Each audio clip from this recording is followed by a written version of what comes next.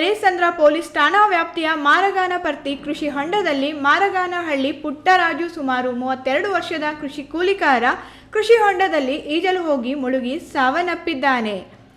ಬೆಳಗ್ಗೆಯಿಂದ ಮಧ್ಯಾಹ್ನದವರೆಗೆ ಪಕ್ಕದ ತೋಟ ಅಂದರೆ ನರಸಪ್ಪ ಎಂಬುವವರ ತೋಟದಲ್ಲಿ ಗೊಬ್ಬರ ಚೆಲ್ಲುವ ಕೆಲಸ ಮಾಡಿ ಮಧ್ಯಾಹ್ನ ವಿಶ್ರಾಂತಿ ಪಡೆಯಲು ಜತೆಗಾರನೊಂದಿಗೆ ಕೃಷಿ ಹೊಂಡದ ಬಳಿ ಬಂದ.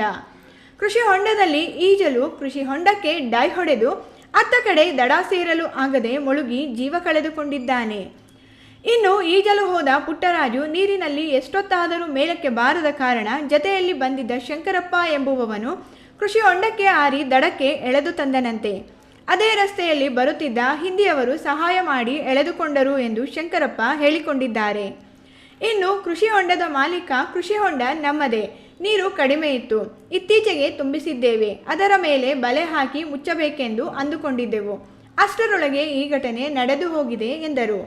ನಾವು ಇಲ್ಲಿ ಇರಲಿಲ್ಲ, ಅವರಿಬ್ಬರು ಕೆಲಸಕ್ಕೆ ಬಂದಿದ್ರು ಇಲ್ಲಿ, ಪುಟ್ಟರಾಜು ಅನ್ನೋರು ಮತ್ತು ಹೆಸರು ಕಾಳಿ ಅಂತ, ಆ ಇಬ್ಬರು ಕೆಲಸಕ್ಕೆ ಬಂದಿದ್ರು ಇಲ್ಲಿ, ಪುಟ್ಟರಾಜು ಅಂತ ಅವರು ಬಂದುಬಿಟ್ಟು ಡೈ ಹಾಕಬೇಕು ಅಂತ ಡೈ ಹಾಕಿದ್ದೆ ನಾನು, ಈಜೊಡಿಬೇಕು ಅಂತ ಇಲ್ಲಿಗೆ ಬಂದುಬಿಟ್ಟು ಡೈ ಹಾಕಿದ್ಮೇಲೆ ಇವ್ರ ಜೊತೆಯಲ್ಲಿ ಇದ್ನಂತ ಇದ್ನು, ನಾವು ಯಾರೂ ಇರಲಿಲ್ಲ ಇಲ್ಲಿ. ಮತ್ತು ಅವ್ರು ಹಿಂದಿಯವರು ಹುಡುಗರು ಬಂದುಬಿಟ್ಟು ಎಳ್ದಾಕಿದ ಮೇಲೆ ಅದು ಎಳ್ದಾದ್ಮೇಲೆ ನನಗೆ ಹೇಳಿದ್ಮೇಲೆ ನಾನು ಬಂದೆ. ಸರ್ ಅವ್ರಿಗೆ ಬರ್ತಾರೆ ಸರ್ ಇಲ್ಲಿ ಕೆಲಸ ಸರ್. ಈಗ ಅವರು ಹೇಳ್ತಾರೆ ಸರ್ ನನಗೆ ಇಲ್ಲಿ, ಅವ್ರು ಬಂದಮೇಲೆ ನಾನು ಓಡ್ಬಂದು ನೋಡಿದ್ರೆ ಅಷ್ಟೊತ್ತಿಗೆ ಇದ್ದಿದ್ದೆ ಸರ್ ನಾವು ಚಿಕ್ಕಪ್ಪ ಅವರು ಡೆತ್ ಆಗಿದ್ರಿ ಸರ್. ಅದಕ್ಕೆ ನಾವು ಮಾಡೋಣ ಅಂತ, ಈ ನೀರು ಕಮ್ಮಿ ಇತ್ತು ಸರ್ ನಮಗೆ, ಅದಕ್ಕೆ ಈ ನಡುವೆ ಸ್ವಲ್ಪ ಮಾಡೋಣ ಅಂತ ಈಗ ತಾನೇ ಬಂದು ರೆಡಿ ಮಾಡ್ತಾಯಿದ್ವಿ ಸರ್, ನಾವು ರೆಡಿ ಮಾಡೋಣ ಅಂತ ಅಷ್ಟೊತ್ತಿಗೆ ಹಿಂಗಾಗಿ. ಇನ್ನು ಮೃತ ವ್ಯಕ್ತಿ ಪುಟ್ಟರಾಜು ಅವರ ತಾಯಿಗೆ 2ನೇ ಮಗನಾಗಿದ್ದು ಇನ್ನೂ ಮದುವೆಯಾಗಿಲ್ಲ.